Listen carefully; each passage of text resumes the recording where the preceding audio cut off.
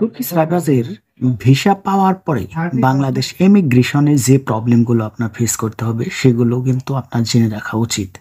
আমি মনে করি যারাই তুর্কি সাইপ্রাসে আসতে চাচ্ছেন, অলরেডি ভিসা হাতে পেয়ে গেছেন, কিংবা এরকম হয়েছে যে আপনি পাসপোর্ট জমা দিয়েছেন কিন্তু এখন পর্যন্ত আপনার ভিসা বের হয়নি, আশা করা যাচ্ছে যে জানুয়ারি ফেব্রুয়ারির মধ্যে ইনশাল্লাহ আপনারাও ভিসা পেয়ে যাবেন।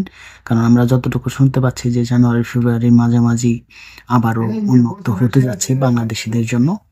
তবে একটা জিনিস অবশ্যই খেয়াল রাখতে হবে, তুর্কি সাইপ্রাসের ভিসা আপনি হাতে পেলেও বাংলাদেশ ইমিগ্রেশনে আপনার প্রবলেম ফেস করতে হবে।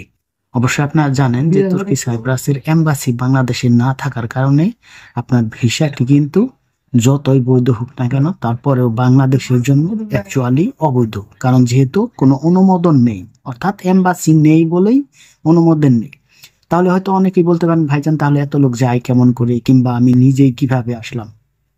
আসলেই মূলত তুর্কি সাইপ্রাসে যখন আপনি আসবেন, যখন ভিসাটা পাবেন, আপনাকে যখন ফ্লাইট দেবে, ফ্লাইটের আগে অবশ্যই আপনার যে এজেন্সি থাকবে বাংলাদেশে, সেই এজেন্সি যেভাবে হোক না কেন বাংলাদেশ বিমানবন্দরে আপনার জন্য তিনি বডি কন্টাক্ট করবে, কিংবা যেটাকে এয়ারপোর্ট কন্টাক্ট বলা হয়, অর্থাৎ কন্টাক্টের মাধ্যমে আপনাকে বাংলাদেশ এয়ারপোর্ট পার হতে হবে, ইমিগ্রেশন পার হতে হবে।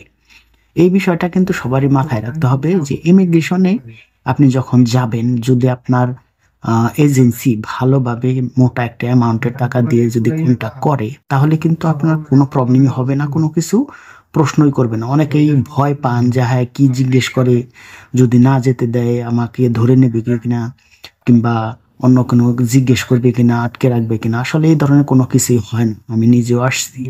তবে যারা ভিসা পেয়েছেন, ফ্লাইট দিচ্ছে দেবে, কিংবা একবার করে ফ্লাইট থেকে ঘুরে এসেছেন, আপনাদেরকে আমি সহজ ভাষায় বলি, তুর্কি সাইপ্রাসে যারাই আসছে সবাই কিন্তু বডি কন্টাক্টের মারফতে আসছে। তার রিজন একটাই, সেটা হচ্ছে তুর্কি সাইপ্রাসের এম্বাসি বাংলাদেশে নেই, এবং কি বাংলাদেশের যে এম্বাসি সেটাও কিন্তু তুর্কি সাইপ্রাসের নেই।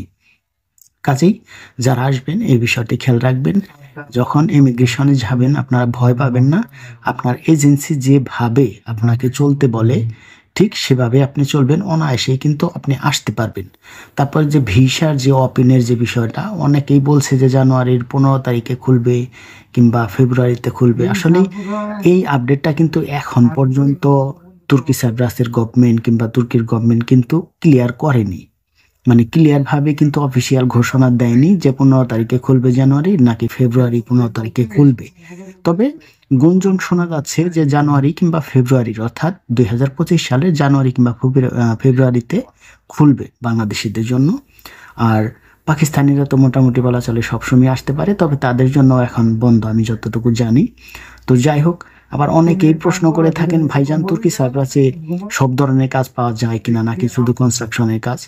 আমি তাদের উদ্দেশ্যে বলতে চাই, অনেকেই হয়তো জানেন সব ধরনের কাজই পাওয়া যায় মোটামুটি। তবে যেহেতু তুর্কি সাইপ্রাসের এই সাইটটা খুবই ছোট্ট একটি সাইট, ফ্যাক্টরি ভিসা কিংবা কনস্ট্রাকশন ভিসা, ক্লিনারের ভিসা, হোটেলের ভিসা, রেস্টুরেন্ট ভিসা, সব ধরনের ভিসায় হয়, সব ধরনের কাজই করতে পারবেন। আপনি যদি স্টুডেন্ট ভিসায় আসেন, আসার পরে আপনি ইচ্ছে করলে কিন্তু কোম্পানিতেও নতুন করে ভিসা লাগাতে পারবেন। সবচাইতে বড় প্লাস পয়েন্ট এটাই, সেটা হচ্ছে আপনি তুর্কি সাইপ্রাসে আসার পর যে কোম্পানিতে আসবেন, সেই কোম্পানি যদি ভালো না থাকে, আপনি যে কাজ ভালো না লাগে, তাহলে কিন্তু আপনি 6 মাস পরে আপনার ভিসাটি চেঞ্জ করতে পারবেন, অন্য কোম্পানিতে ভিসা লাগাতে পারবেন। দেখা গেল আপনি কনস্ট্রাকশন কাজে আসলেন, কাজটা আপনার ভালো লাগছে না, কিংবা আপনার শরীরে সহ্য হচ্ছে না কনস্ট্রাকশনের কাজ, কারণ কনস্ট্রাকশনের কাজ তো অবশ্যই জুলুম, সেটা আমরা সবাই জানি।